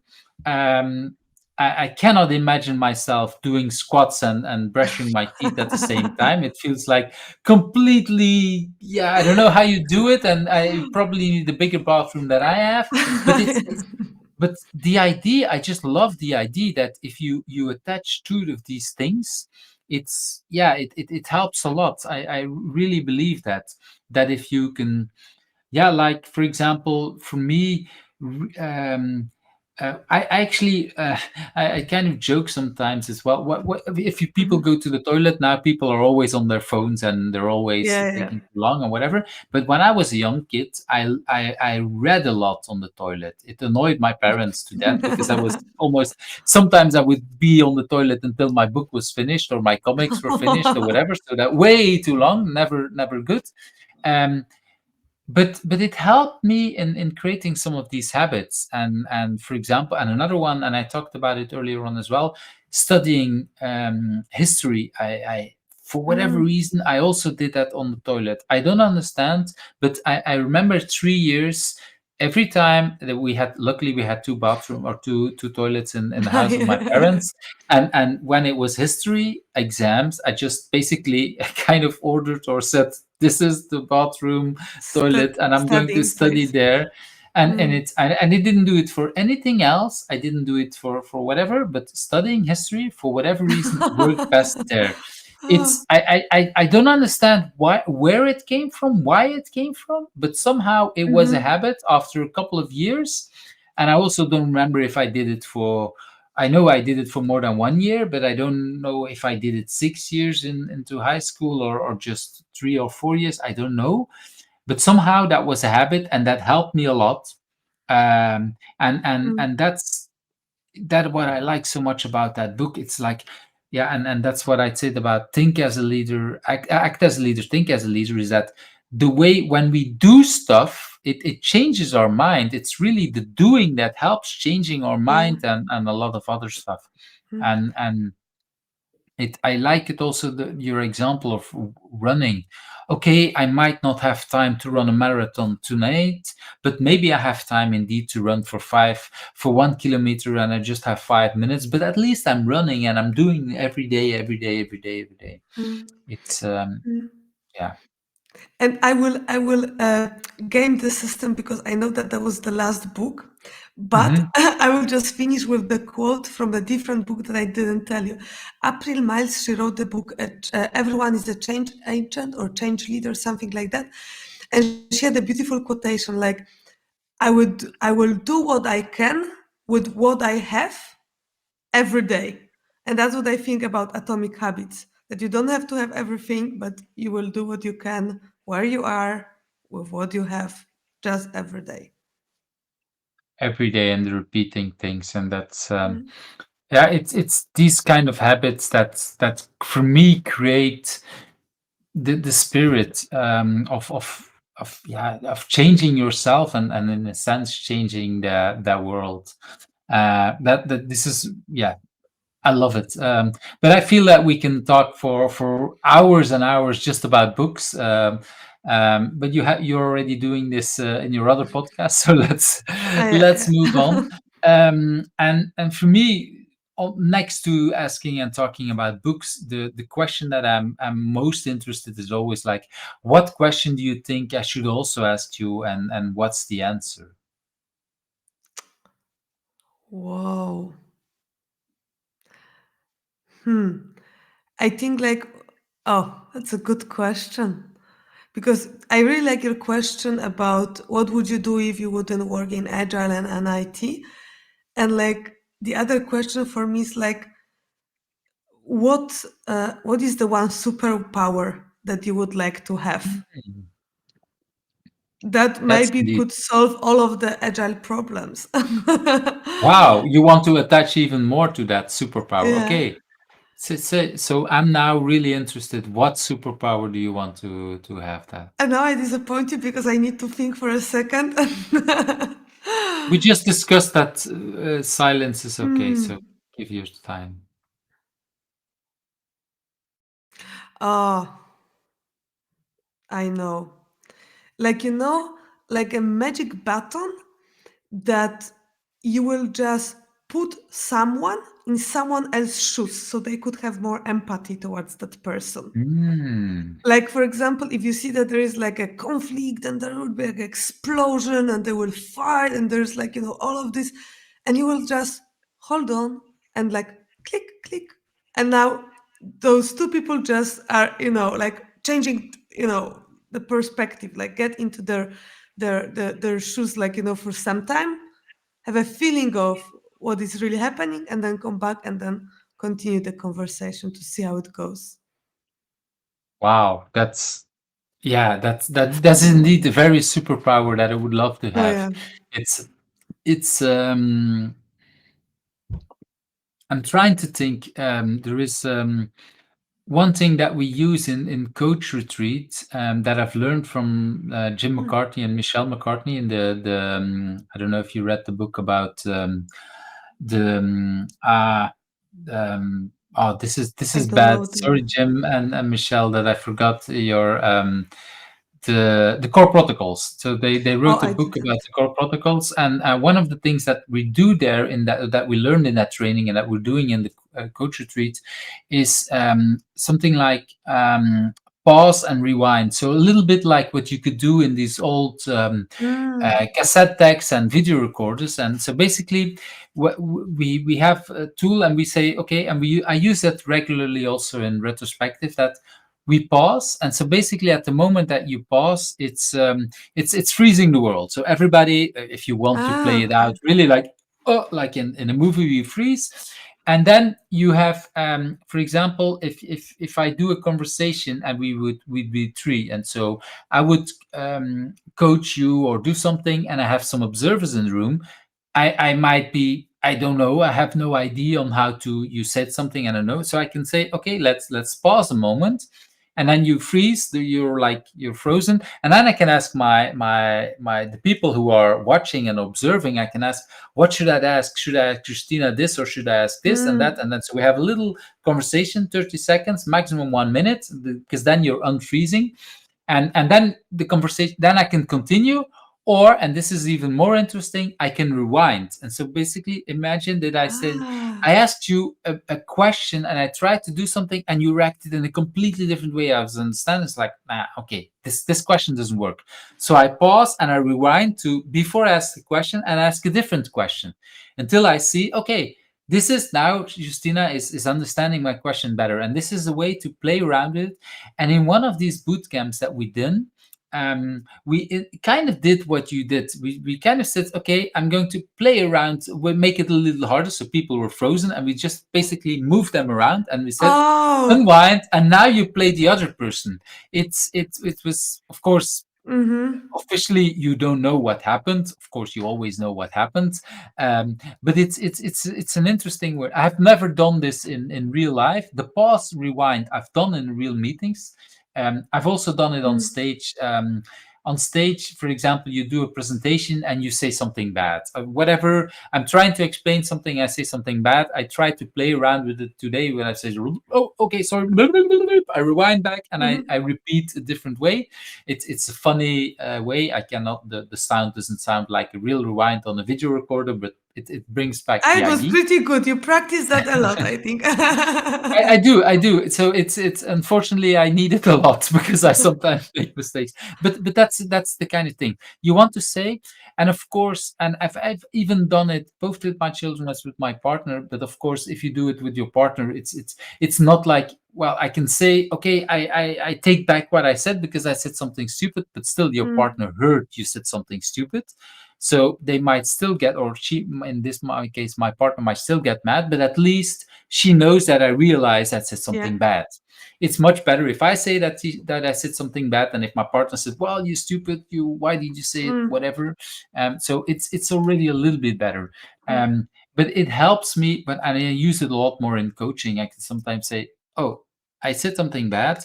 Let me rephrase. Let me try to say it this way." And that's the kind of way. It's not as powerful as what you say, because if I could really have that button and really like, okay, swap places, that, yeah, if people could, because the reason why you do it, the empathy, having people understand and feel in each other's shoes really why someone is saying, it's, Yeah. yeah, it's one of the most powerful things there is in the world, I Mm. think. Yeah, But it's what you said But what you said was like the MVP that is already existing that can be used to develop this, future superpower.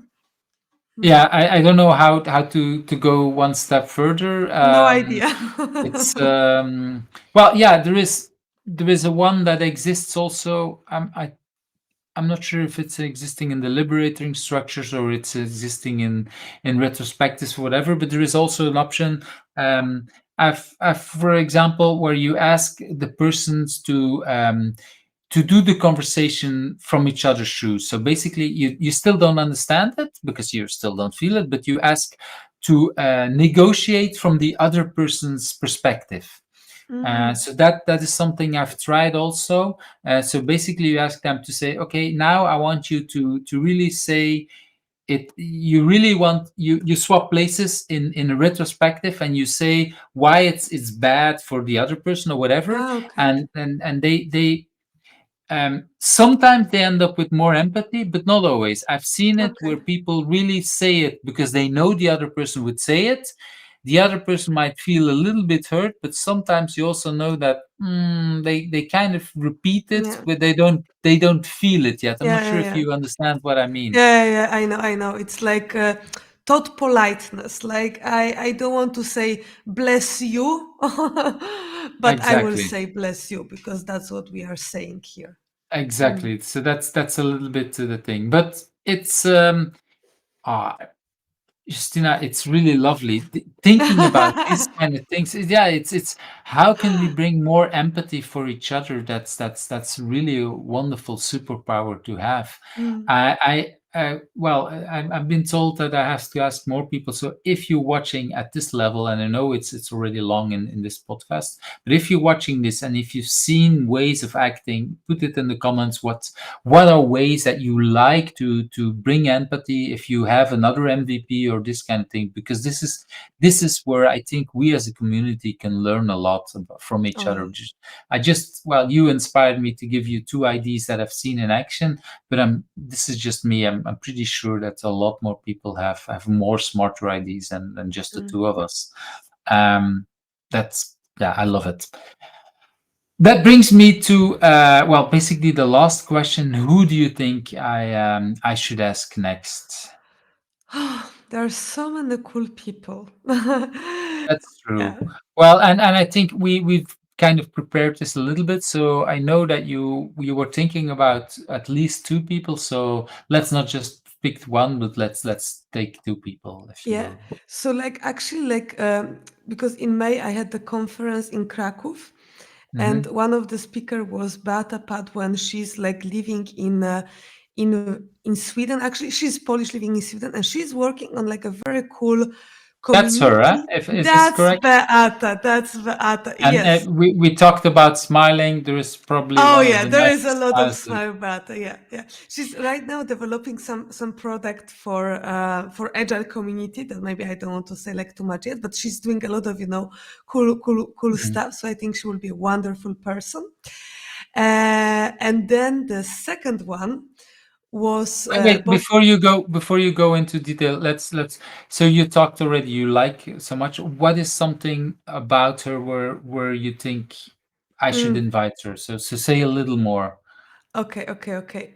So first of all, people. Mhm. She's like amazing with people, and she's amazing when it comes for bringing play and joy into workplaces, like bringing Wow. like gamification and play, like being also very true to yourself, to what you are standing for values. And right now, I don't want to say too much about the product that she's developing, Mhm. No, but I she not I understand. can say about the need, I can say about the problem, because a lot of people go for the training and you go for these 6 hours and like nothing changes, like you learn something and you never learn more.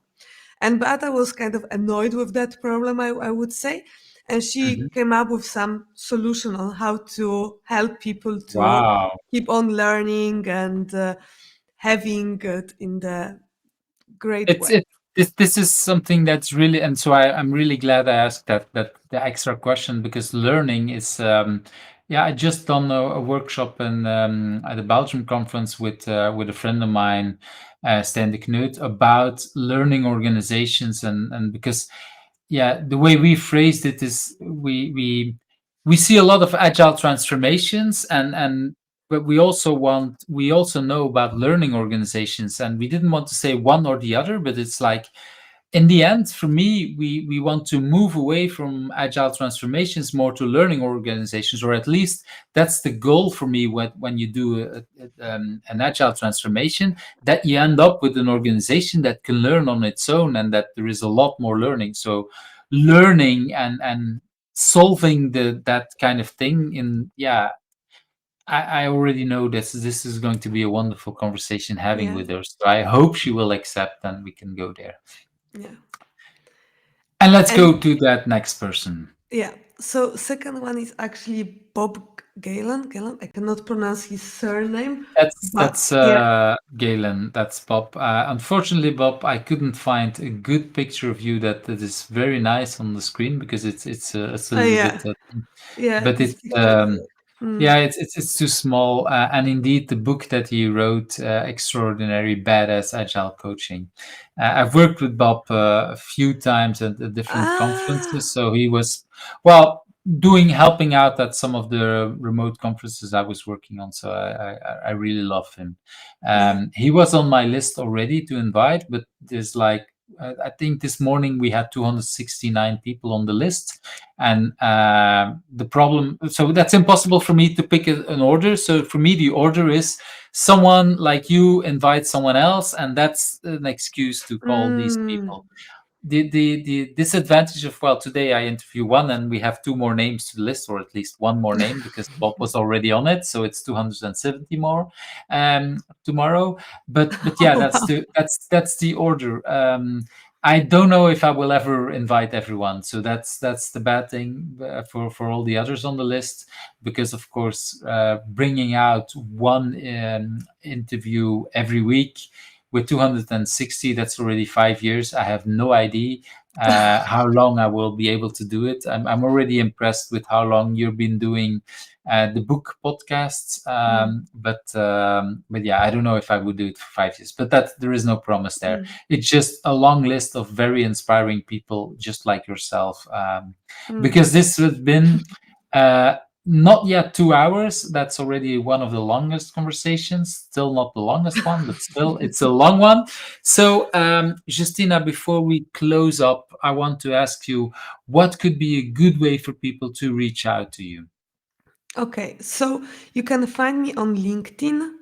And Uh, I loved your LinkedIn because it's. I told you earlier on. I didn't even realize it, but most people like myself have the full name, and I have everywhere the same thing, because if they find me somewhere, they can find me everywhere. But busy being happy, like who I would never forget it, because indeed a lot of people, we sometimes forget names. We don't know how to write names exactly, and because there's probably like 10 different ways how to write Justina, and mm, how do you be able to find that the exact. But then busy being happy, okay, it's kind of clear, it's English, and I know how to find you. So I really love your name. mm.